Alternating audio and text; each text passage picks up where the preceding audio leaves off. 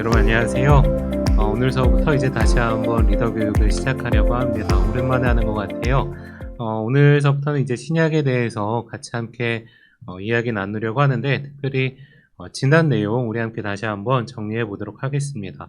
지난번에 저희가 신구약 중간사에 대해서 이야기를 나누었는데, 말씀드렸듯이 페르시아에서 3차 귀환이 일어났고요. 그런데 그 다시 귀환한 이스라엘을 누가 점령을 하게 됐냐면 그리스, 헬라의 알렉산더 대왕이 이스라엘을 포함하여서 다 점령을 하게 됩니다. 그런데 이 그리스가 특별히 알렉산더 대왕의 연수가 그렇게 길지 못했죠. 그래서 이후에 나라가 4개로 나눠지는데 처음에 그 이스라엘을 다스렸던 나라는 프톨레마이오스였습니다. 자, 그런데 이 프톨레마이오스 같은 경우에는 굉장히 우호적이었죠. 그래서 이스라엘의 여러 가지 것들을 인정을 해주고 우호적인 정책을 펼쳤기 때문에 특별히 여러 가지 무리나 그런 것들이 없었어요. 그러나 이후에 셀루코스라는 왕조가 이 이스라엘을 점령을 하게 됐고 그들을 핍박을 하기 시작합니다. 과한 세금을 부과하기도 하고요. 아니면 성전을 제우스 신전으로 바꿔버리기도 하고 이러한 어려움들을 겪었기 때문에 제사장 가문이었었던 마타티아스, 마카비 가문이 이제 반란을 일으켰고 혁명을 일으켜서 결국에는 마카비 왕조라는 것이 세워지게 되었다라고 말씀을 드렸습니다. 자, 그런데 문제는 이후에 그 마카비 가문 안에서도요 세력이 나눠졌고 안티파터라는 사람이 결국에는 로마 세력을 끌고 옴으로 말미암아 이 이스라엘은 다시 로마의 식민지로 전환되게 되었던 거죠. 그리고 나서 이 로마는요, 안티파터의 가문, 즉 헤롯 가문을 분봉왕으로 이스라엘을 다스리는 왕으로 세우게 됩니다. 자, 그러니까 신약에 와서요, 중요하게 우리가 한 가지 기억해야 할 것이 있는데, 이스라엘 백성들이 이때 당시 어떠한 마음이었겠냐라는 거예요. 당연히 그들을 로마 식민지로부터 구원해줄, 마치 마카비와 같이 그들을 구원해줄 그런 메시아가 나타나길 소망하고 기도했습니다. 정치적인 메시아가. 자, 그래서 헤롯 왕이 예수께서 탄생하신 이후에 아이들을 학살하려고 했었던 이유도 바로 그러한 이유였었던 거죠. 혹시나 이러한 그 로마 식민지에서부터 구원해줄 정치적인 왕이 탄생을 하게 되면 자신의 왕의 위치 그리고 자신의 가문의 그러한 위치가 흔들릴 수 있기 때문에 위험할 수 있었기 때문에 그 헤롯은 아이들을 학살하려고 했었던 겁니다. 이러한 로마의 문화는요 신약에 보면 여러 가지 것에 나타나는데 대표적인 예도요 예수님께서 당하신 그 십자가형 같은 경우에도 로마의 처형 방법이었었죠. 이스라엘 같은 경우에는 유대인들 같은 경우에는 돌로 쳐서 이제 죽이는 방법을 했었는데 이 십자가형 같은 경우에는 로마의 형벌 방법이었습니다. 그럼 오늘 내용을 같이 한번 보면 첫 번째, 가이사는 어떠한 의미를 담고 있을까요? 가이사. 성경에서 가이사 같은 경우에는요, 율리우스 카이사르, 시저라고도 하죠, 카이사르를. 자, 즉, 로마 황제의 성을 가리킵니다. 물론, 이 율리우스 카이사르 같은 경우에는, 황제는 아니었습니다. 그러나 이 로마를 황제 체제로 바꿨었던 인물이었죠. 공화정이었던 이 로마를 황제 체제로 변환시켰던 인물입니다. 그의 이름을 딴 도시도 있었어요. 예를 들면 가이사랴란 도시 같은 경우에는 그의 성을 따서 만든 도시 이름입니다. 세금 논쟁을 보게 되면요. 성경에 여러 번 등장을 하고 있죠.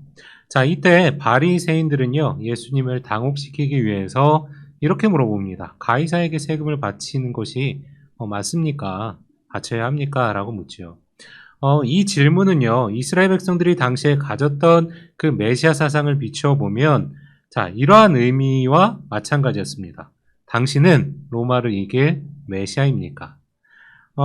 이때 예수님께서는 가이사의 것은 가이사에게, 그리고 하나님의 것은 하나님에게 바치라고 말씀하시면서, 그 질문에, 잘 넘어가시지요. 아무튼, 이제 다시 한번 카이사를 이야기하면, 이 카이사르 같은 경우에는요, 결국에는 원로원들에게 암살을 당합니다. 왜냐하면 공화정이었는 그 로마를 황제 체제로 바꾸려고 하기 때문에 암살을 하게 되고 결국에 암살을 당해요. 그러나 그가 만든 그러한 청사진대로 황제 체제가 열리게 되고요. 그의 양자였던 옥타비아누스가 초대 그 로마 황제로 등극을 하게 됩니다. 우리 다음 문제로 한번 넘어가 보도록 하죠. 로마 시대 제3성전은 누가 세웁니까? 어떠한 목적으로 세우게 됩니까? 여러분 1, 2성전을 한번 볼까요? 자, 제1성전은 누가 지었냐면 솔로몬이 지었습니다. 솔로몬 성전이라고도 하고요. 다윗이 이 성전을 건축을 하고 싶었으나 다윗은 피를 많이 흘렸기 때문에 하나님께서 안 된다라고 하셨고, 그래서 이제 솔로몬 때에 이 화려한 성전이 지어지게 됩니다. 그러고 나서 또 결국엔 포로 시대로 끌려가면서 이 성전은 다 무너지게 되고요.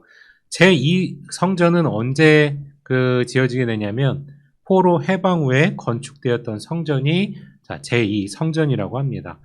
스룹바벨의 주도로 건축이 시작되어서 스룹바벨 성전이라고도 하고요.